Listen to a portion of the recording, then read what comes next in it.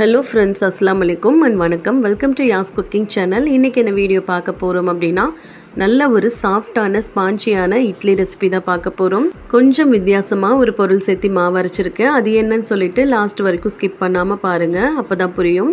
நம்ம சேனலில் நிறைய இட்லி மாவு வீடியோலாம் போட்டிருக்கேன். பார்க்காதவங்க டிஸ்கிரிப்ஷனில் லிங்க் கொடுக்குறேன், செக் பண்ணி பாருங்கள். அதோட சின்ன சின்ன டிப்ஸ் எல்லாம் சொல்லியிருக்கேன். வீடியோவை ஃபுல்லாக ஸ்கிப் பண்ணாமல் பார்த்தீங்க அப்படின்னா தான் புரியும். வாங்க நம்ம இப்போ வீடியோக்குள்ளே போகலாம்.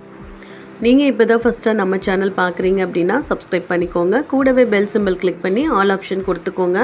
அப்போ தான் நான் போடுற வீடியோலாம் உங்களுக்கு நோட்டிஃபிகேஷன் வரும். வாங்க நம்ம இப்போ வீடியோக்குள்ளே போகலாம்.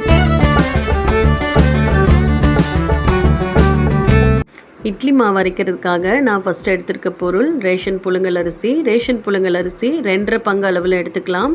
நீங்கள் டம்ளர் அளவையோ அல்லது ஆழக்கில் எதில் அளவு எடுத்தீங்கன்னாலும் சரி. ஃபஸ்ட்டு நான் 2.5 டம்ளர் அளவில் எடுத்திருக்கேன். இந்த மாதிரி ரேஷன் அரிசி தான் நான் எடுத்திருக்கேன். அடுத்ததாக பச்சரிசி எடுத்துக்கலாம். இதுவும் ரேஷன் பச்சரிசி தான். இது 1.5 பங்கு எடுத்திருக்கேன். 1.5 டம்ளர் அளவில் எடுத்திருக்கேன். இந்த ஆழக்கில் 1.5 பங்கு அளவில் நான் எடுத்திருக்கேன்.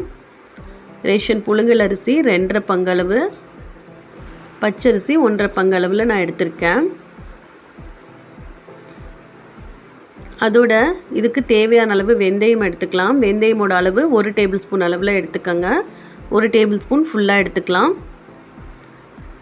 அடுத்ததான் எப்போவுமே சொல்கிற மாதிரி ரேஷன் அரிசி அப்படிங்கிறதுனால 1 கைப்பிடி அளவு உப்பு போட்டு இந்த அரிசிகளை நல்லா கழுகி சுத்தம் பண்ணி எடுத்துக்கலாம். உப்பு போட்டு கழுகுறனால மாவு பார்க்குறக்கு நல்லா க்ளீனாக இருக்கும், நல்ல வெள்ளையாகவும் இருக்கும். 3 டைம் இல்லைன்னா 4 டைம் இந்த மாதிரி நம்ம வாஷ் பண்ணி எடுத்துக்கலாம்.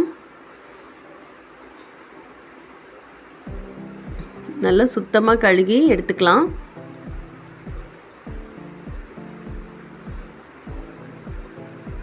இப்போது தேவையான அளவு தண்ணி ஊற்றிட்டு அரிசியை ஊற வச்சிடலாம். 6 மணி நேரம் நல்லா ஊறட்டும்.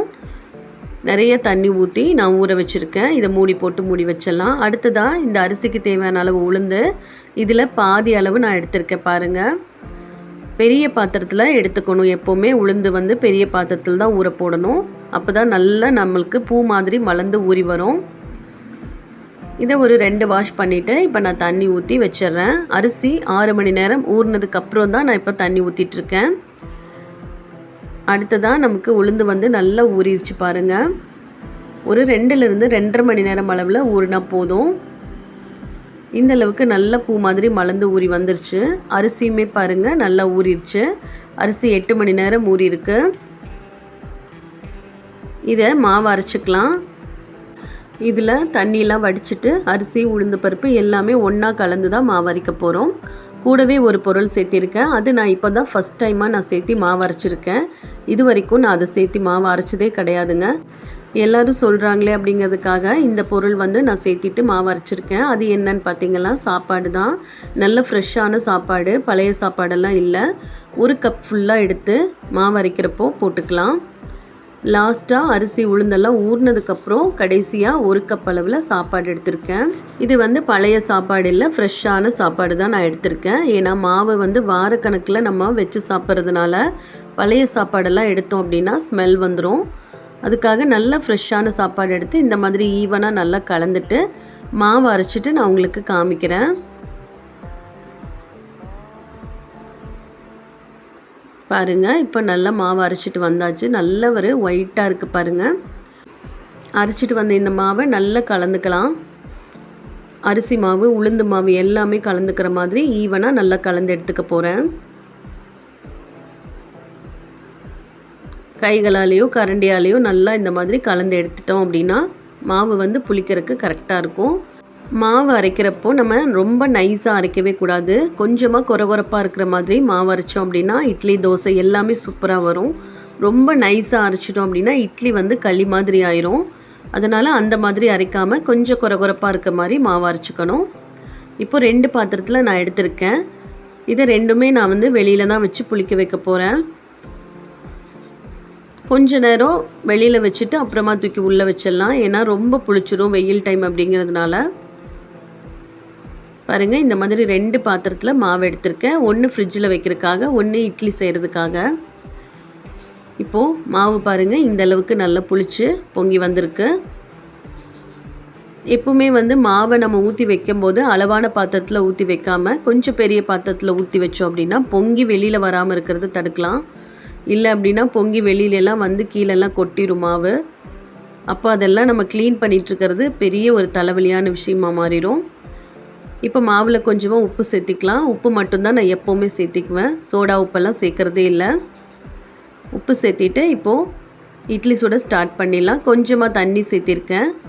ரொம்ப கெட்டியான பக்குவத்தில் இருந்துச்சு, அதனால் இட்லி மாவு பதத்துக்கு கொஞ்சமாக தண்ணி ஊற்றி கலந்துட்டுருக்க பாருங்கள். மாவு பாருங்கள், நல்லா இட்லி அரிசியில் அரைச்சா கூட இந்த மாதிரி வரவே வராது. எவ்வளோ ஒரு ஃப்ரெஷ்ஷாகவும் நல்ல ஒரு ஒயிட்டாகவும் இருக்குது பாருங்கள். நம்ம க்ளீனாக பக்குவமாக மாவு அரைச்சி வச்சோம் அப்படின்னா நல்லா சுத்தமாக இருக்கும். இன்னொரு பாத்திரத்தில் மாவு இருக்கலாம், அதையும் நல்லா கலந்துட்டு இதை ஃப்ரிட்ஜில் வச்சுக்கலாம். உப்பு போட்டு கரைச்ச மாவில் தான் நான் இப்போது இட்லி செய்ய போகிறேன். இந்த மாவையும் ஒரு டைம் இந்த மாதிரி நல்லா கலந்து வச்சிடலாம். அரிசி மாவு உளுந்து மாவு எல்லாமே நல்லா மிக்ஸ் ஆனால் தான் மாவு நல்லாயிருக்கும். மாவு பாத்திரத்தையெல்லாம் வந்து எப்போவுமே இந்த மாதிரி ஓரங்களை க்ளீன் பண்ணிட்டு தான் வைக்கணும். இல்லை அப்படின்னா காஞ்சு போயிடும். காஞ்சு போனப்போ ஃப்ரிட்ஜில் எல்லாம் பார்த்திங்கன்னா அங்கங்கே மாவு பொடியாகவே இருக்கும். நம்ம க்ளீன் பண்ணுறக்கே ஒரு மாதிரி இருக்கும். அதனால் இந்த மாதிரி சுற்றியும் தொடச்சிட்டு தண்ணியால் உள்ளெல்லாம் க்ளீன் பண்ணிவிட்டு வச்சிட்டோம் அப்படின்னா நீட்டாக இருக்கும். அடுத்ததாக இப்போது இட்லி ஊற்ற ஸ்டார்ட் பண்ணிடலாம். இட்லி ஊற்றுற இந்த துணியை தண்ணியில் நல்லா புழிஞ்சு எடுத்துட்டு அதுக்கப்புறம் இட்லி ஊற்றிக்கலாம். மாவு வந்து கரெக்டான கன்சிஸ்டன்சியில் இருக்குது பாருங்கள். இட்லி ஊற்றுற இந்த சமயத்தில் இட்லி பாத்திரத்தில் தண்ணி ஊற்றி நல்லா கொதிக்க வச்சு வச்சிட்டோம் அப்படின்னா இட்லி ஊற்றுறதுக்கு ஈஸியாக இருக்கும். பாருங்கள், இப்போ இந்த அளவுக்கு சூடாயிடுச்சு. இன்னும் கொஞ்சம் கூட கொதிக்கட்டும். கொதிச்சதுக்கப்புறம் ஊற்றுன இந்த இட்லியை உள்ளே வச்சு அவிச்சு எடுத்துடலாம். கொதிச்சிருச்சு. எப்போவுமே இட்லி பாத்திரத்தில் தண்ணி இந்த மாதிரி கொதிச்சதுக்கப்புறம் தான் உள்ளே வைக்கணும். இல்லைன்னா இட்லி வந்து ரொம்ப உப்பி போகாது, கொஞ்சம் அமுந்து போன மாதிரி ஆயிரும். ஆவியில் வேகிறதுக்கு ஒரு மாதிரி இருக்கும். அதனால் எப்போவுமே இந்த மாதிரி தண்ணியை கொதிக்க வச்சுட்டு இட்லி ஊற்றி வச்சிடலாம். இட்லி வேகட்டும். வெந்ததுக்கப்புறம் காமிக்கிற பாருங்கள் இட்லியெல்லாம் நல்லா உப்பிட்டு சூப்பராக வந்திருக்கு. நான் சாப்பாடு சேர்த்து அரைச்சிருக்கேன், அப்படி இருந்துமே வந்து நல்லா வந்திருக்கு.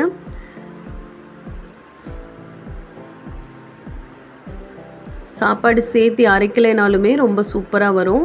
இருந்தாலும் எல்லோரும் சொல்கிறாங்களே அப்படிங்கிறதுக்காக நான் ஒரு சேஞ்சுக்காக செஞ்சு பார்த்தேன். இட்லி சூப்பராக தான் வந்திருக்கு. இப்போது இதை எடுத்து வேறு பாத்திரத்தில் ட்ரான்ஸ்ஃபர் பண்ணிடலாம். துணியில் கொஞ்சம் கூட ஒட்டாமல் ரொம்ப அழகாக ஈஸியாக எடுக்கிறதுக்கு வரும் பாருங்கள்.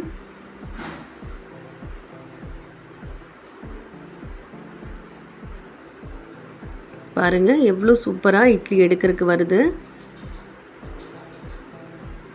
பார்க்குறக்கே ரொம்ப நல்லா இருக்குது. நல்ல வெள்ளையாக மல்லிகைப்பூ மாதிரியே இருக்குது பாருங்கள்.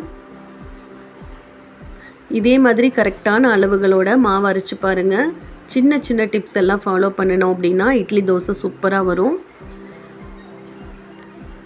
நான் இதை பிச்சு காமிக்கிற பாருங்கள். எவ்வளோ சாஃப்டாக இருக்குது, உள்ள நல்ல ஸ்பாஞ்சியாக இருக்குது. சோடா உப்பெல்லாம் கலக்காமல் தான் நம்ம செஞ்சுருக்கோம். எப்போவுமே நான் மாவில் சோடா உப்பு கலக்காமல் தான் இட்லி செய்வேன்.